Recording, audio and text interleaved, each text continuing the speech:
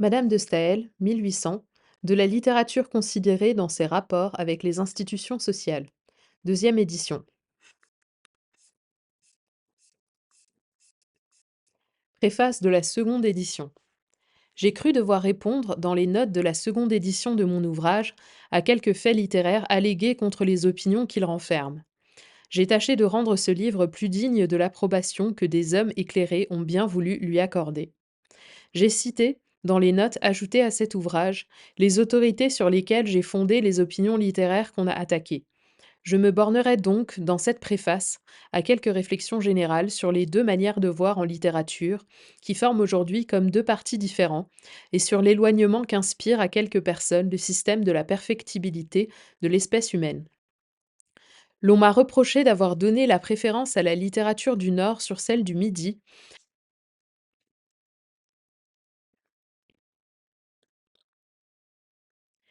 et l'on a appelé cette opinion une poétique nouvelle. C'est mal connaître mon ouvrage que de supposer que j'ai eu pour but de faire une poétique. J'ai dit dès la première page que Voltaire, Marmontel et La Harpe ne laissaient rien à désirer à cet égard. Mais je voulais montrer le rapport qui existe entre la littérature et les institutions sociales de chaque siècle et de chaque pays. Et ce travail n'avait encore été fait dans aucun livre connu. Je voulais prouver aussi que la raison et la philosophie ont toujours acquis de nouvelles forces à travers les malheurs sans nombre de l'espèce humaine. Mon goût en poésie est peu de choses à côté de ces grands résultats. Les vers de Thomson me touchent plus que les sonnets de Pétrarque. J'aime mieux les poésies de Gray que les chansons d'Anacréon. Mais cette manière d'être affecté n'a que des rapports très indirects avec le plan général de mon ouvrage. Et celui qui aurait des opinions tout à fait contraires aux miennes sur les plaisirs de l'imagination pourrait encore être entièrement de mon avis sur les rapprochements que j'ai faits entre l'état politique des peuples et leur littérature. Il pourrait être entièrement de mon avis sur les observations philosophiques et l'enchaînement des idées qui m'ont servi à tracer l'histoire des progrès de la pensée depuis Homère jusqu'à nos jours. L'on peut remarquer aujourd'hui, parmi les littérateurs français, deux opinions opposées qui pourraient conduire toutes deux, par leur exagération, à la perte du goût ou du génie littéraire. Les uns croient ajouter à l'énergie du style en le remplissant d'images incohérentes, de mots nouveaux, d'expressions gigantesques. Ces écrivains nuisent à l'art, sans rien ajouter à l'éloquence ni à la pensée. De tels efforts étouffent les dons de la nature au lieu de les perfectionner. D'autres littérateurs veulent nous persuader que le bon goût consiste dans un style exact mais commun, servant à revêtir des idées plus communes encore. Ce second système expose beaucoup moins à la critique. Ces phrases connues depuis si longtemps sont comme les habitués de la maison. On les laisse passer sans leur rien demander. Mais il n'existe pas un écrivain éloquent ou penseur dont le style ne contienne des expressions qui ont étonné ceux qui les ont lues pour la première fois, ceux du moins que la hauteur des idées ou la chaleur de l'âme n'avaient point entraîné. Lorsque Bossuet dit cette superbe phrase, averti par mes cheveux blancs de consacrer au troupeau, que je dois nourrir de la parole de vie les restes d'une voix qui tombe et d'une ardeur qui s'éteint. Il s'est trouvé sûrement quelques malheureux critiques qui ont demandé ce que c'était que les restes d'une voix et d'une ardeur, ce que c'était que des cheveux qui avertissent. Lorsque le même orateur s'écrie, en parlant de Madame Henriette, la voilà telle que la mort nous l'a faite. Nul doute qu'un littérateur d'alors n'eût pu blâmer cette superbe expression et la défigurer en y changeant le moindre mot. Lorsque Pascal a écrit l'homme est un roseau, le plus faible de la nature, mais c'est un roseau pensant. Un critique séparant la première phrase de la seconde aurait pu dire savez-vous que Pascal appelle l'homme un roseau pensant? Le plus parfait de nos poètes, Racine, est celui dont les expressions hardies ont excité le plus de censure. Et le plus éloquent de nos écrivains, l'auteur d'Émile et d'Héloïse, est celui de tous sur lequel un esprit insensible au charme de l'éloquence pourrait exercer le plus facilement sa critique. Qui reconnaîtrait, en effet, le style de Rousseau si l'on partageait en deux ces phrases, si l'on les séparait de leur progression, de leur intérêt, de leur mouvement, et si l'on détachait de ces écrits quelques mots, bizarres lorsqu'ils sont isolés, tout-puissants lorsqu'on les met à leur place. Je le répète, un style commun n'a rien à craindre de ces attaques. Subdivisez les phrases de ce style autant que vous le voudrez, Les mots qui les composent se rejoindront d'eux-mêmes, accoutumés qu'ils sont à se trouver ensemble. Mais jamais un écrivain n'exprima le sentiment qu'il éprouvait, jamais il ne développa les pensées qui lui appartenaient réellement, sans porter dans son style ce caractère d'originalité qui seul attache et captive l'intérêt et l'imagination des lecteurs. Les paradoxes, sans doute, sont aussi des idées communes. Il suffit presque toujours de retourner une vérité banale pour en faire un paradoxe. Il en est de même d'une manière d'écrire exagérée. Ce sont des expressions froides dont on fait des expressions fausses. Mais il ne faut pas tracer autour de la pensée de l'homme un cercle dont il lui soit défendu de sortir. Car il n'y a pas de talent là où il n'existe pas de création, soit dans les pensées, soit dans le style. Voltaire, qui succédait au siècle de Louis XIV, chercha dans la littérature anglaise quelques beautés nouvelles qu'il put adapter au goût français. Presque tous nos poètes de ce siècle ont imité les Anglais. Saint-Lambert s'est enrichi des images de Thomson. Delille a emprunté du genre anglais quelques-unes de ses beautés descriptives. Le cimetière de Grès ne lui fut point inconnu. Il a servi de modèle, sous quelques rapports, à Fontane, dans une de ses meilleures pièces, Le jour des morts dans une campagne. Pourquoi donc désavouerions-nous le mérite des ouvrages que nos bons auteurs ont souvent imités? Sans doute, je n'ai cessé de le répéter dans ce livre, aucune beauté littéraire n'est durable si elle n'est soumise au goût le plus parfait.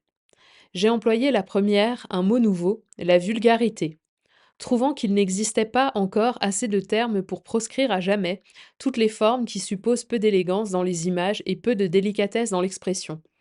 Mais le talent consiste à savoir respecter les vrais préceptes du goût, en introduisant dans notre littérature tout ce qu'il y a de beau, de sublime, de touchant, dans la nature sombre, que les écrivains du Nord ont su peindre.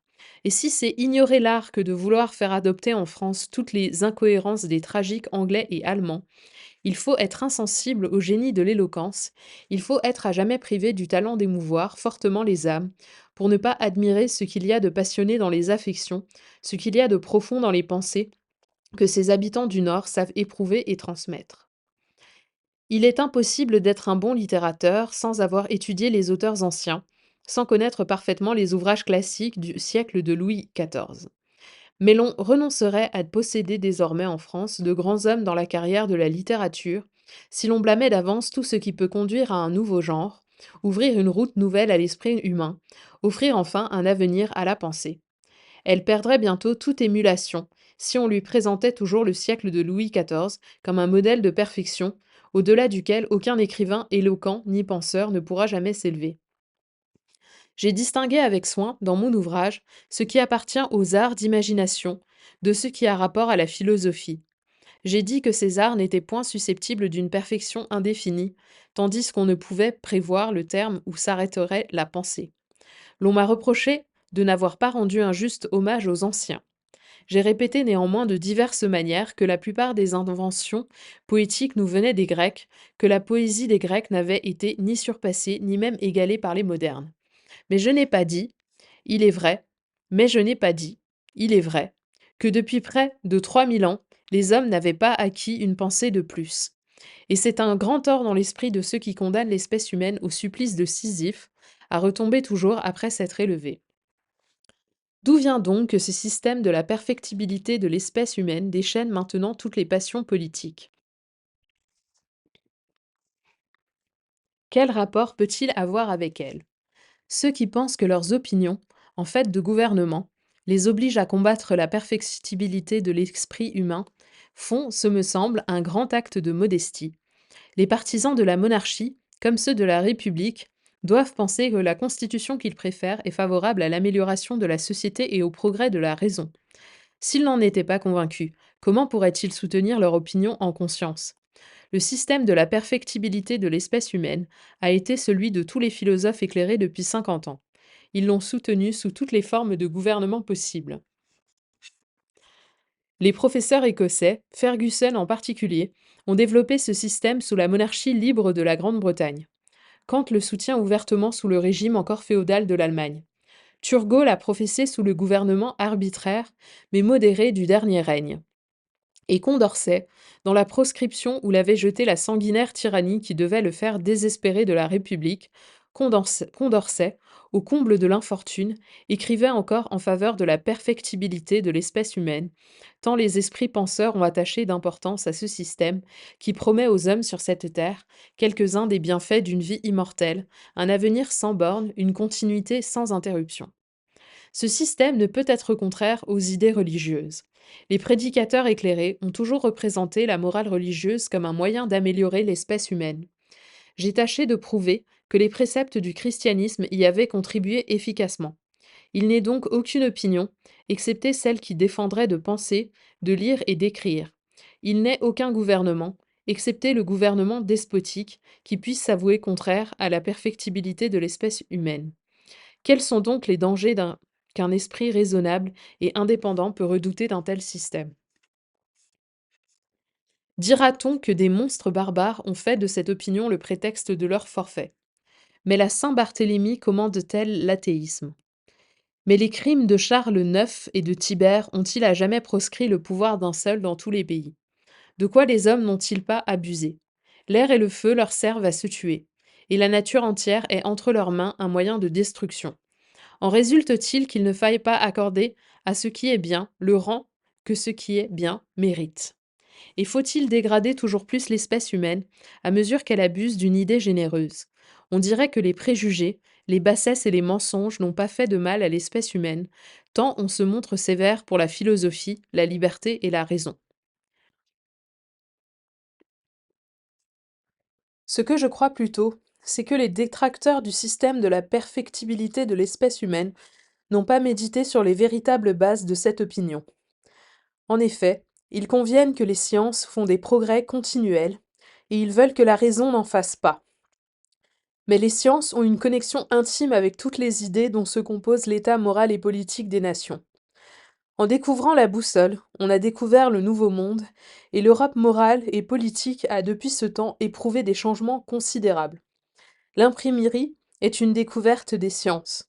Si l'on dirigeait un jour la navigation aérienne, combien les rapports de la société ne seraient-ils pas différents? La superstition est à la longue inconciliable avec les progrès des sciences positives. Les erreurs en tout genre se rectifient successivement par l'esprit de calcul.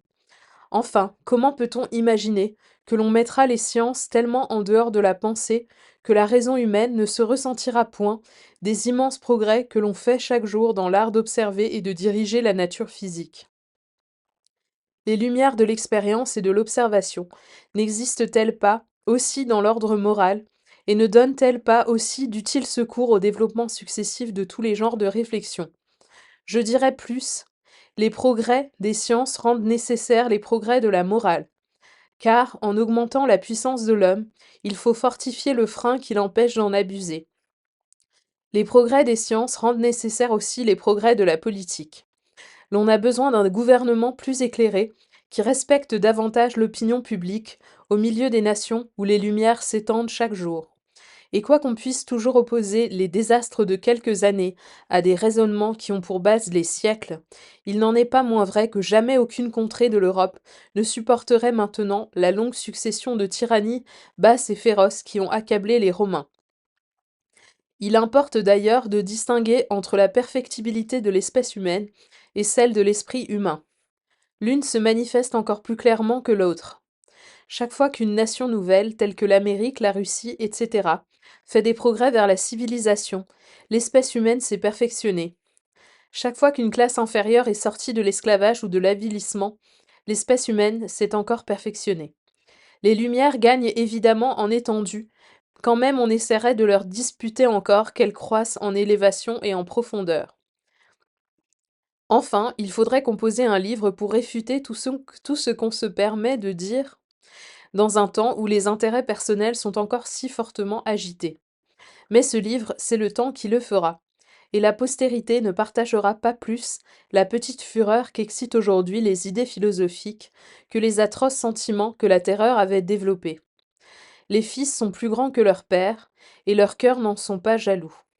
Ces vers, justement appliqués aux exploits militaires dont nous sommes les glorieux contemporains, ces vers seront vrais aussi pour les progrès de la raison, et malheur à qui n'en aurait pas dans son cœur le noble pressentiment. Pourquoi les esprits distingués, quelle que soit la carrière qu'ils suivent, ne réunissent-ils pas leurs efforts pour soutenir toutes les idées qui ont en elles de la grandeur et de l'élévation? Ne voient-ils pas de tous côtés les sentiments les plus vils, l'avidité la plus basse s'emparer chaque jour d'un caractère de plus, dégrader chaque jour quelques hommes sur lesquels on avait reposé son estime? Que restera-t-il donc à ceux qui mettent encore de l'intérêt au progrès de la pensée, ou qui, se bornant même aux arts d'imagination, veulent exclure tout le reste? Ils attaquent la philosophie, bientôt ils la regretteront, bientôt ils reconnaîtront qu'en dégradant l'esprit, ils affaiblissent ce ressort de l'âme qui fait aimer la poésie, qui fait partager son généreux enthousiasme. Tous les vices se coalisent, tous les talents devraient se rapprocher. S'ils se réunissent, ils feront triompher le mérite personnel. S'ils s'attaquent mutuellement, les calculateurs heureux se placeront au premier rang et tourneront en dérision toutes les affections désintéressées, l'amour de la vérité, l'ambition de la gloire et l'émulation qu'inspire l'espoir d'être utile aux hommes et de perfectionner leur raison.